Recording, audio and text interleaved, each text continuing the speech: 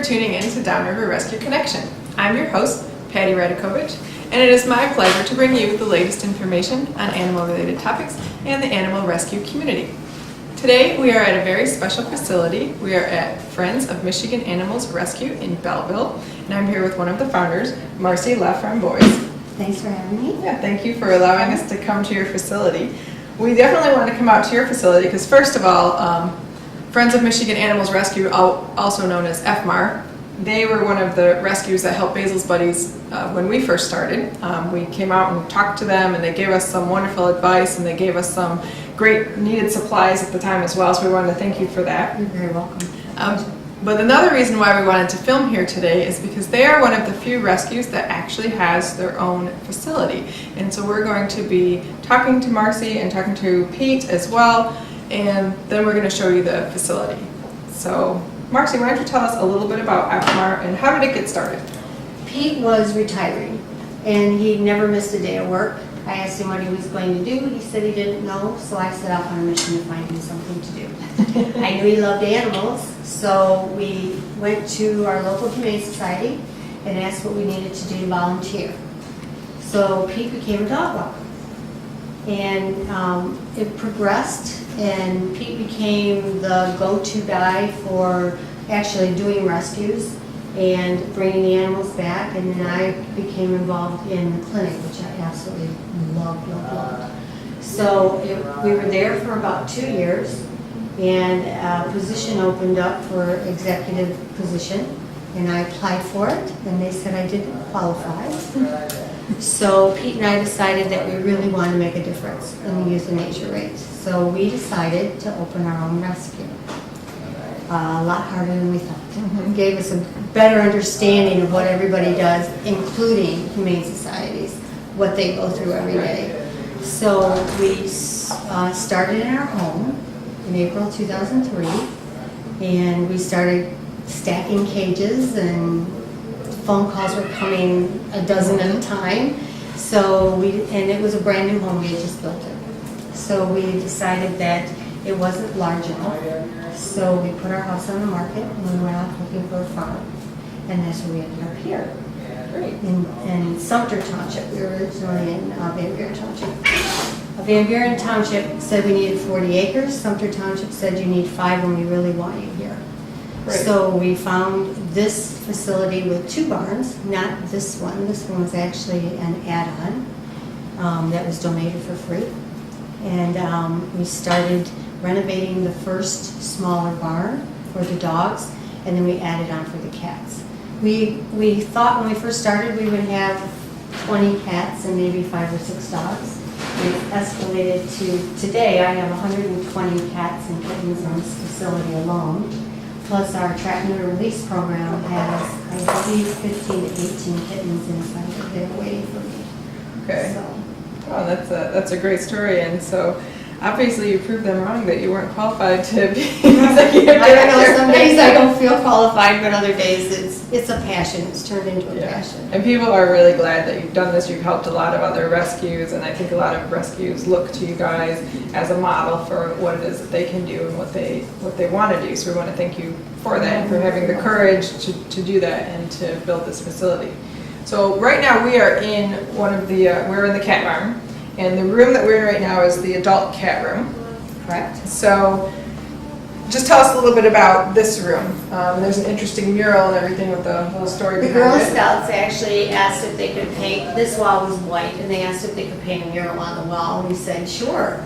And it took them a little over a year, and it progressed slowly, but as you can see, it's turned out pretty nice, I think. Yeah. And so this is one of the rooms that the adult cats hang out in. And about how many adult cats would you say you have at any given time on average? Well, we like to keep about 50 to 60. Okay. We have 80 now. Okay. So definitely want people to come on out and Yes. look for some adoptions. And you can see the cats really love the room. They've got toys on the floor. They've got shelves they can climb on, windows that they can look out. And if they want to look out even more windows, you guys have a catio as another room, right? We do, and they can enter either through the little window there or the big door. All right, so we're going to head on out to the catio.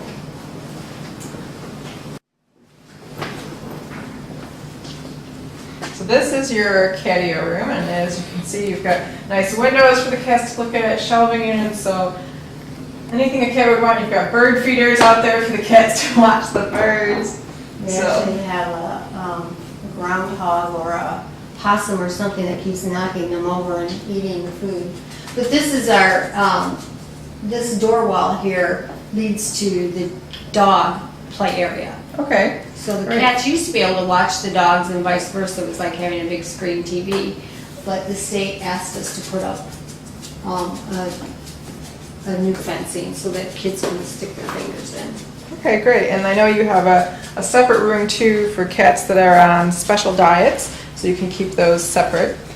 Would you like to introduce us to some of the cats that are available for adoption? Are there ones that have been here for a little bit of time that maybe you want to highlight? Most of the adult cats have been here, started out as kittens, not all of them. This is Jericho. We've had Jericho for a couple of years. Very friendly, very loving. And then we have Mr. Dean, who came in a box on my door, was put in a carrier with his brother. We have Frank and Dean, Frank Sinatra and Dean Martin. And then we have Autumn's been here the longest. Autumn's been here about 8 years. She's very shy, but she's very sweet. So she would like us a quiet home all to her own little couch. This is Stevie. Stevie is one that will stay with me always. Okay. We have a rule. If you choose not to use the litter box, then you choose to stay here. Oh, okay. So, Yes, and then most people don't want to adopt a cat that yes. doesn't use the And if litter we box. know for sure that they don't use the litter box, then they become permanent residents. Okay. So this is Mischief. I've had her since she was about a pound, and she was caught inside a garbage can eating the garbage, and she had destroyed the whole side of her mouth. So she only has half a jaw. So, and she's been adopted and brought back twice. She doesn't like dogs very much. Okay. So, So you know, you're familiar with most of the cats because you're here all the time, but I see you also have collars on them so that people can tell the cats apart. which is yes, we have a book that has a picture of every cat, and it has all of their information on it, their medical information, even where they came from, if we've got them from our trap neuter release program, or if somebody turned them into us. So all that information is in this booklet. And so when you come to visit a cat, we carry the booklet with us, Okay. and then you look on the collar for who they are and can look them up alphabetically and find out their history, Great. what we know about their history. Now, what is your adoption process, just so people know? Our adoption process is, we ask that if you rent, you bring us something from your landlord that says that you can have a cat or a kitten and how many you can have. And we double check with the landlord to make sure. And if you have any other family members, the entire family must come. For our dog adoptions, if you have another dog, you must bring your dog with you. And even if your grandparents who have their grandchildren once a month, every weekend or whatever, we also require that those grandchildren come as well. We look for signs of being afraid, either the animal afraid of the people that have come to visit, or the children being afraid of the animals. Those are two, maybe this isn't going to work, and maybe put them over to a quieter animal, or an animal, if they've got very rambunctious children, maybe an animal like a cat that doesn't mind if you pick them up and carry them around. So we try to choose the right animal for the family. We also offer temporary sleepovers to families if we're still not sure, they're not sure. So what they do is they put down the fee of the adoption, and they take the animal home with their paperwork. And once they've had them for 3-4 days, we call, see if everything's going well. If everything's going well, then we set up an adoption. If it's not going well, they either bring the animal back and take another one, or they move on to something else. But we do our best to set up things to work, not to fail. Right. And it has to be right. You know, Right. if it grabs your heart and it's the right thing, it's probably going to work. So we do our best. Great. Our return rate is probably about 5%, which is lower than the national average, which That's is great. 10. That's great. Well, thank you for showing us the adult cat rooms, and I think at this point we're going to move into the special kitten rooms, because you do keep the kittens separate. So we will go into the kitten room, and we will be right back with you in just a moment. So this is our kitten room. This is where the kittens, once they reach the 2-pound level, or 8 to 9 weeks, they're spay and neutered, and we test, vaccinate, and microchip them, and then they come into this room to play. Most of our kittens are from our trap, neuter, release program, where we go into the trailer parks and condos and the farms. There's a lot of farms around here, and we trap the cats and kittens. We spay and neuter them and put them back where they were found. However, if the kittens are too little, or they're very friendly kittens, we bring them back into our shelter and we put them up for adoption. So that's what this room is. Great. So now the reason that we had to cut with the filming is because to get into the kitten room there's actually a double door system, and a lot of people that don't have a facility aren't familiar with that. So just briefly explain why you would have a double door.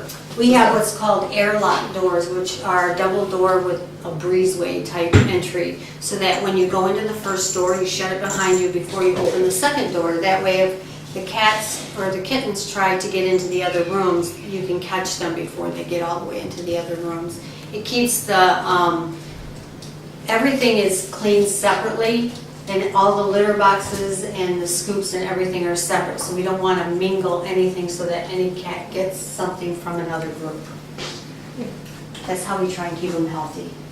Great. As you can see, the kittens love jumping on the shelves and going around the room and playing with all their toys and everything. So the kittens are having a good old time in this room. And there is a couple of adult cats in here as well. There are a few of the very quiet cats that weren't doing well in the adult room, so we brought them into the kitten room where they could get away and just be more themselves. Great. And so because you had already mentioned the TNR, which is the trap, neuter, return, where a lot of these kittens came from, we are actually going to go look at your TNR barn, and you can talk about the program when we get out there. So we will be right back with the TNR facility.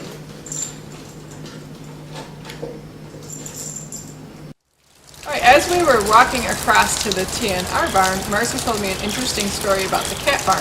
Unfortunately, it's raining outside today, so we can't actually show you the outside of the barn, but I wanted to tell you guys the story of how they got this additional cat barn. So why don't you tell the viewers? Pete and I were on our way home from somewhere one day, and I saw some abandoned houses, and they had a beautiful barn in the back, a pole barn. So I sent Wheezy off on a mission to find out who owned the property and what they were going to do with the barn. I sent them a packet, and they responded and asked me what I planned on doing with the barn, and I told them I wanted to put cats in the barn. And he told me if I could find somebody to move it, that I could have it. So we found Gasper Recycling down the road had put in a bid to demolish the houses that were boarded up, and he said, if you can get me the bid, I'll move the barn for free. So we got him the bid, and we set off. Gasper cut the poles off of the barn, put it onto a flatbed trailer, and we walked behind it for 6 miles and put it back in the ground and renovated it as you see it today. Right, and I wanted to tell that story because I want other rescues to realize that sometimes you have to be creative, and you may not know that there is a solution out there for you. There might be something you really want or you really need, and you just have to ask. That's really what it comes down to. If you see something that you think might work, it doesn't hurt to ask. The worst that can happen is somebody says no. And in this case, it worked out well, and we were just inside that cat barn. Yeah, and as a nonprofit, you're always asking for things. Exactly. And a lot of times, just when you think it's not going to happen, something happens and you get everything you need. Exactly. So here we're going to go into the TNR barn where they have some of the feral cats that are part of the trap, neuter, return program. And this barn is actually one that Pete built because you needed a facility, so he used his handy skills to build it. And it's made so that when we start to renovate this barn, we can actually put the forks underneath it and move it outside. Great. So why don't we go ahead and let's go inside the facility. So TNR, trap, neuter, release. These are feral or wild cats. So now there are kittens.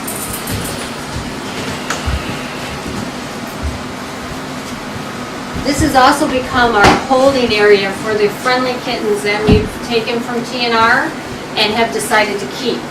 But because they're not spay or neutered or tested or vaccinated yet, they're kind of in a hold pattern. Okay, and I know you said a lot of your TNR animals are at the vet right now getting fixed. Yes. So what's the process for TNR? How does that work? Can you explain that? Do you want to explain or you want me to explain? I can explain. This is Wheezy, one of the volunteers, so thanks for talking to us. Oh, no problem.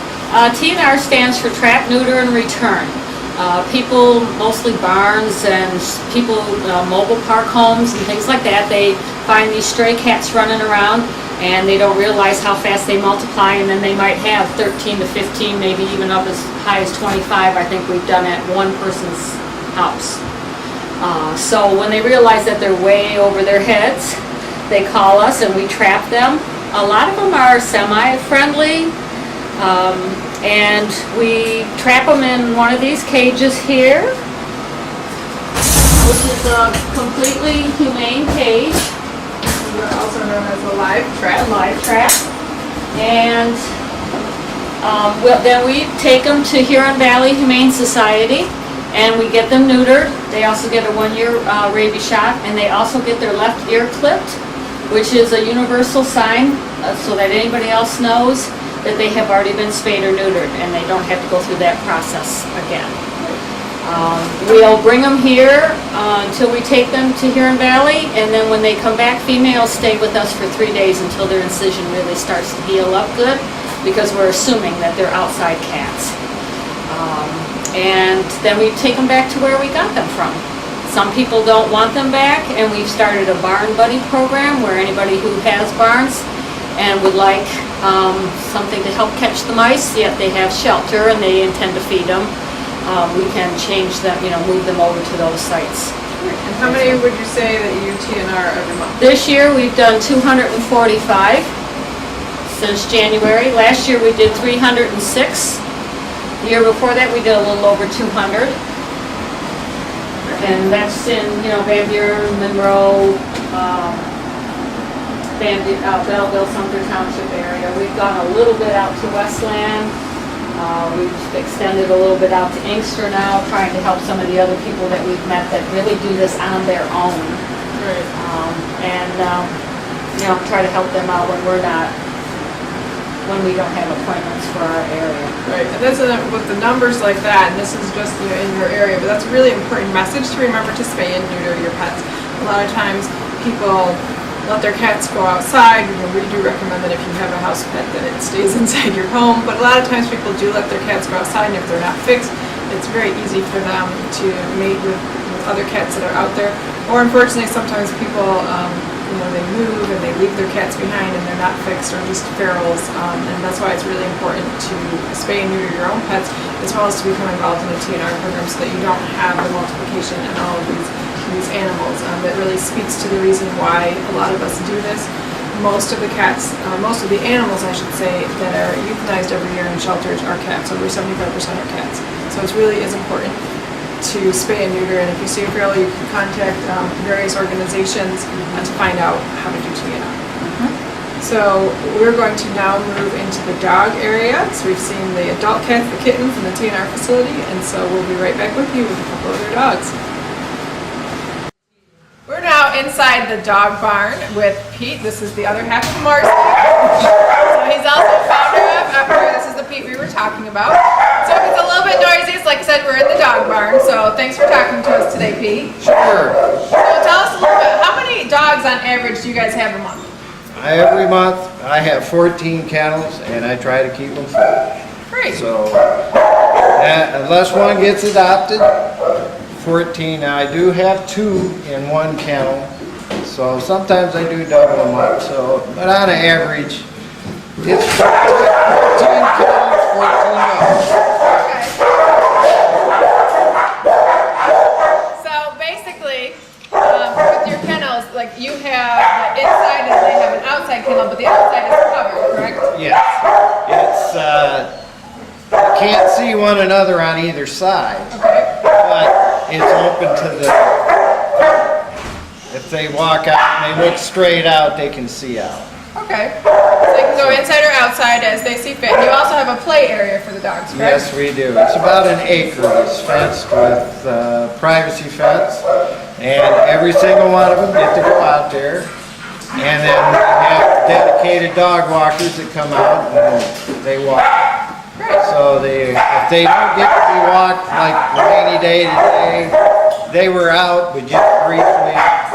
They don't seem to want to go out when it's raining. We've got them spoiled so bad. But usually they go out in the yard for about a half an hour, 45 minutes. We just rotate them around. Okay. And what types of dogs do you Primarily mixed breed. have? Yeah, I call them purebred mutts. So we'll show the viewers what some of the dog kennels look like.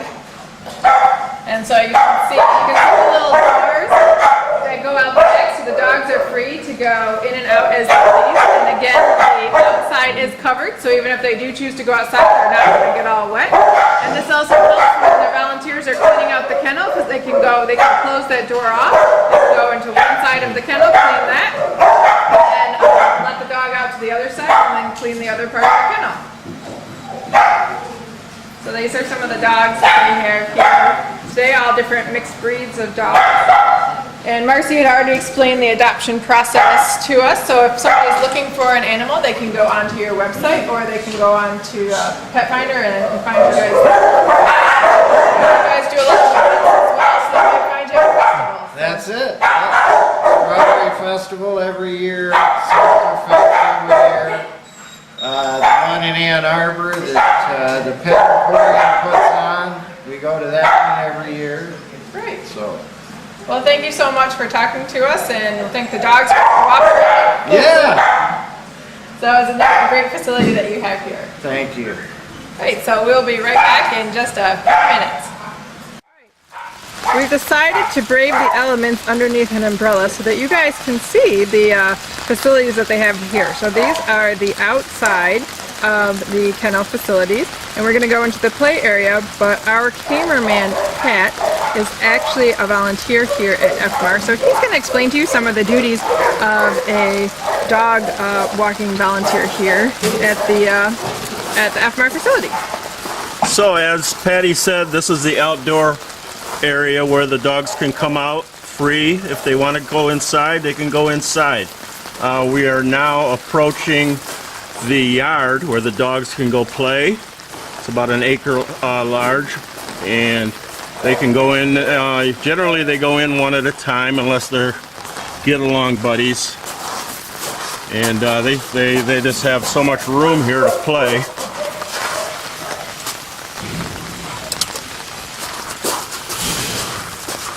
And right now it's kind of like a lake, but when it's dry they have a good old time out here. All the dogs love it. The volunteers, the dog walkers can bring them out there and they play ball, they play fetch, they have frisbees, and the dogs get plenty of exercise. They're not lacking in exercise. And as you can see, they have some agility equipment that's out here as well. So we just wanted to show you guys the facility that the dogs have at their availability, so you know that they're not left in kennels all day. So thank you, Pat, for letting us know about that.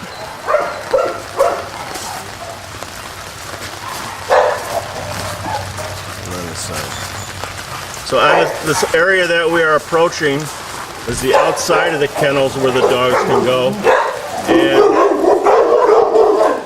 as you can see, they're very energetic because it's raining. So that's their outside area. And the volunteers clean inside and they clean outside. Very clean here.